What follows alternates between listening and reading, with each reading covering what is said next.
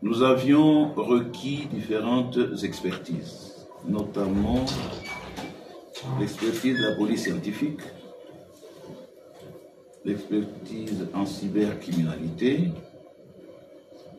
l'expertise en télécommunications cellulaires, l'expertise en médecine légale.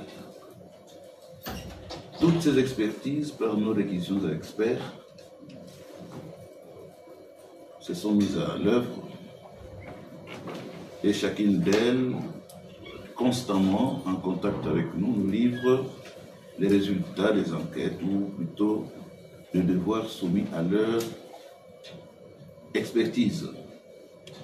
Et les résultats nous parviennent au fur et à mesure que chacun de ces experts évolue dans le devoir pour lesquels ils ont été requis. Et de manière beaucoup plus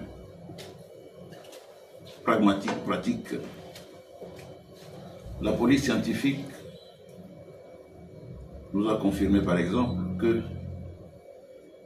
la balle qui a été tirée est bel et bien partie des larmes trouvées à côté du corps. Alors là, ne me faites pas dire ce que je n'ai pas dit. Je dis bien que la balle qui a été tirée sur la victime est bel et bien partie de l'arme qui a été trouvée à côté du corps.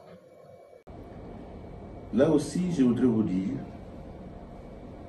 que ce suspect que nous avons encore entre nos mains nous avait laissé entendre nous a fait beaucoup de déclarations.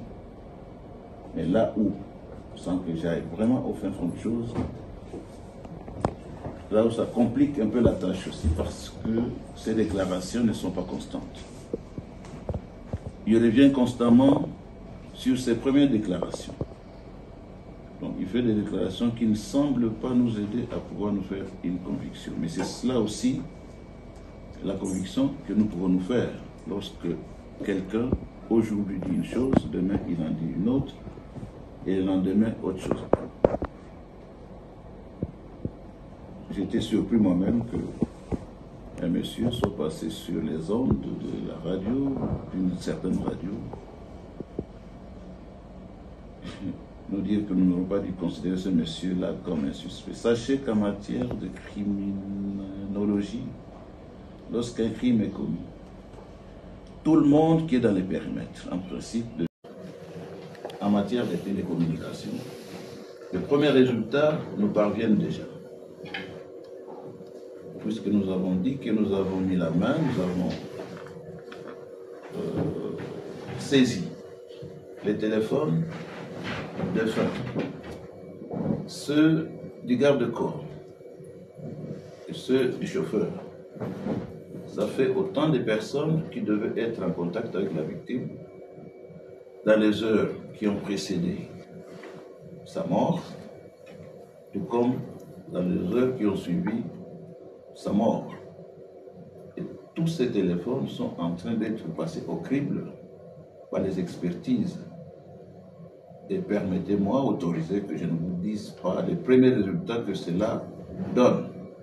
Et je peux vous assurer que ça nous donne une idée du film des événements qui nous permettront d'aboutir à une conclusion qui soit unique. Les forces armées de la République démocratique du Congo portent à la connaissance de l'opinion tant nationale qu'internationale que, dans un communiqué diffusé ce 18 juillet 2023 par Kigali, le gouvernement rwandais s'apprête à envoyer ses troupes sur le territoire congolais. Selon les autorités rwandaises, l'incursion ainsi annoncée serait justifiée par l'imminence d'une attaque supposée des FDLR Foka contre le Rwanda à partir du territoire congolais. Face à ce fallacieux prétexte, les forces armées de la République démocratique du Congo déclarent qu'il s'agit d'une fuite en avant destinée à préparer l'opinion et admettre et comprendre. Face à ce fallacieux prétexte, les forces armées de la République démocratique du Congo déclarent qu'il s'agit d'une fuite en avant destinée à préparer l'opinion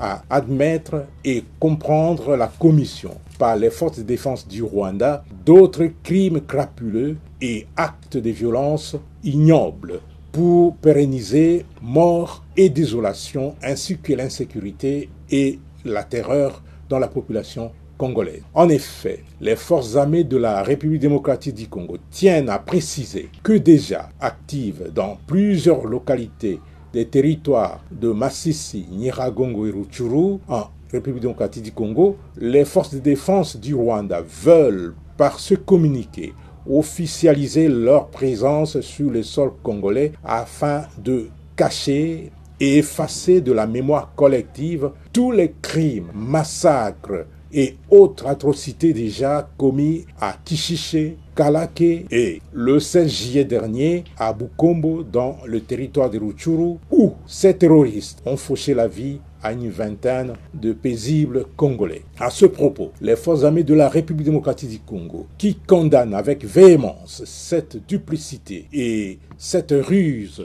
qui sont depuis toujours la seconde nature des forces de défense du Rwanda, indiquent que, tout en étant respectueuse de tous les engagements internationaux et de l'intégrité territoriale de chaque pays, notre armée ne permettra jamais de servir de base arrière à la déstabilisation d'un pays voisin à partir de notre territoire, à l'instar de ce que les forces de défense du Rwanda et leurs forces supplétives ont effectué en attaquant et en occupant quelques localités dans le Nord Kivu. Prenons à témoin l'opinion nationale et internationale. Les forces armées de la République démocratique du Congo déclarent qu'en cas d'attaque de manière officielle du territoire congolais par les troupes terroristes des forces de défense du Rwanda et leurs laquais du M23, les forces armées de la République démocratique du Congo se réservent le droit de répondre très vigoureusement.